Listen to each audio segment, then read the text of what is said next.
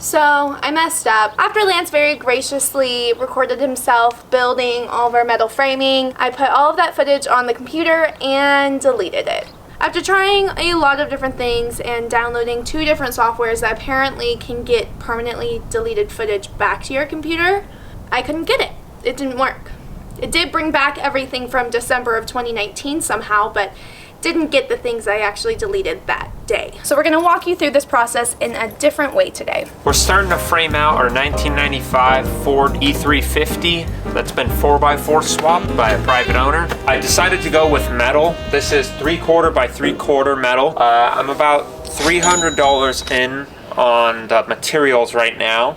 Now, the reason why I decided to do with metal is because we're gonna have some big heavy drawers all throughout the bottom of this bed/couch combo. I'm gonna be storing all my tools in here, and the last thing I want is for the wood to wear out and break whenever, because one of these drawers might weigh 150, 200 pounds each. So we'll have one drawer up here, one down here, and then on the other side as well as here and here.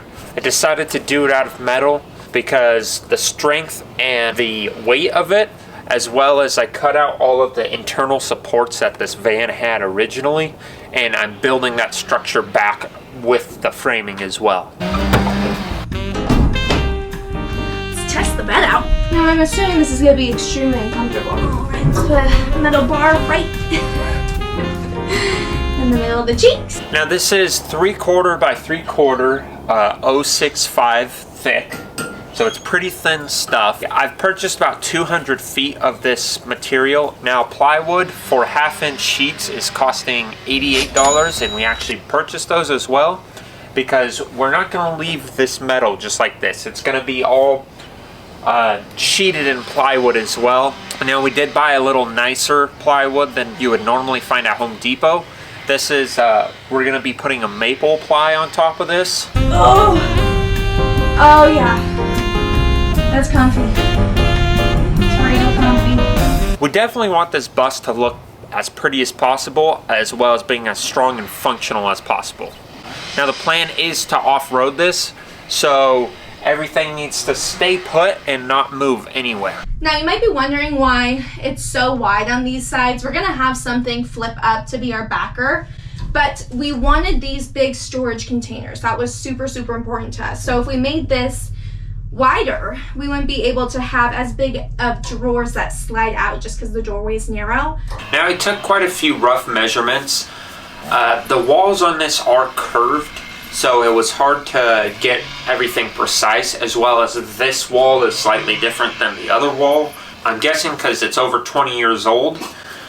So I really just did a rough design with CAD, and then I went in here and did real life measurements, and I did actually a ton of placing, cutting, making larger, just to get everything as flat and perfect as possible. Now, as you can see here, this is where our sink's gonna go, and chances are I'm gonna be cutting this out, bringing it out a little more. We're trying to find a good balance between floor space and counter space. And another really nice thing about this metal is I'm not wasting a sheet of plywood to frame it out. If we want to remove this out, I really just need to cut a couple tacks and pull the whole thing out a little bit. And that's made planning a lot easier on our half.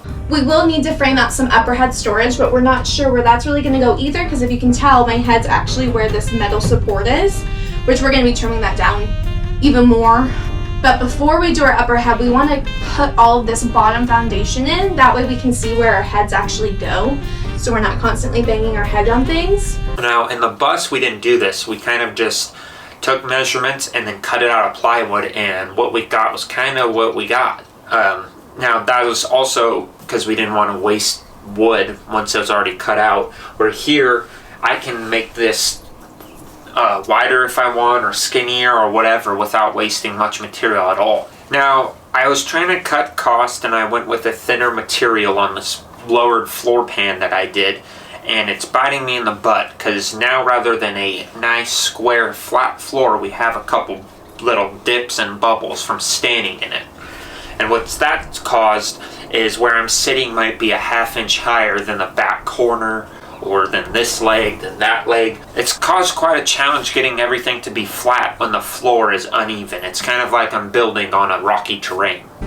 Cool part with this setup too is everywhere that actually we can't access from the narrow doorway is where we're going to be storing things that we don't really need to get access to daily. So our batteries are going to be under here, and we'll be able to flip up and check on them from the top side. Alright, so this here is going to be our sink.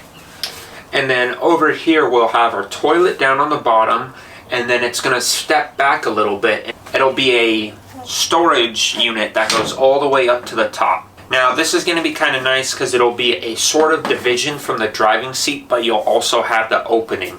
Now our driver's seat isn't actually going to turn around, where the passenger seat will swivel. So we're going to have this nice flow of living space and then a driving space up there as well. I'm trying to think about what else. As you can see, I need to fill this video with something, some information. Common questions. Common question number one, everyone is wondering why we didn't paint the roof before we put it up.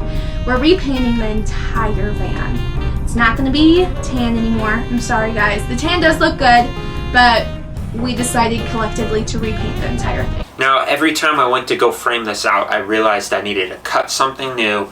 I needed to grind something down, clean something up. So as you can see here, this is the original van wall, and I've cut that off and pushed it back quite significantly. Now we're going to insulate that there, and I like to insulate as much as possible, and being able to cut this back is going to allow us to add more insulation than before, as well as maintaining the same space. Right here we'll have a elevated platform as well as a tabletop here, and then the table will go down and our bed will fold down. So we'll be able to sleep, and I'll be able to sleep this direction, where prior to adding our pop outs, I'd have to sleep this direction. Now, let me try to paint a picture for you. If the bed went this direction, my wingspan's about my height. So the bed would have to come out to about right here. So we'd have that small of living quarters, where now we have about an extra 2 feet of living and a tabletop and under storage. So as I'm sure you could tell, this video was a lot different than what we usually do. If you like this type of video styling, though, let us know, because this was pretty fun to film and it's a cool, different way to do things. But if you like our old style, more vlog style, let us know. And of course, if you aren't subscribed to our channel, make sure to hit the subscribe button right down here or on this side, wherever our little faces are. Thank you for watching, and we will see you on the next episode.